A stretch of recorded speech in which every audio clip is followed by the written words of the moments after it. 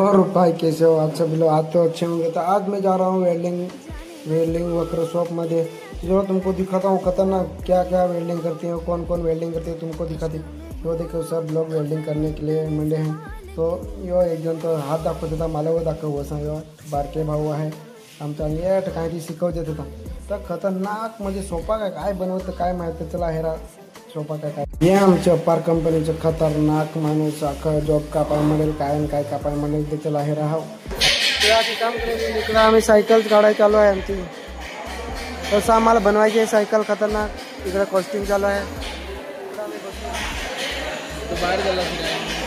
इकडं आता जण काम करत होती आहे, इकडे खेळायला चालू. इकडे काम करत होते, काम करत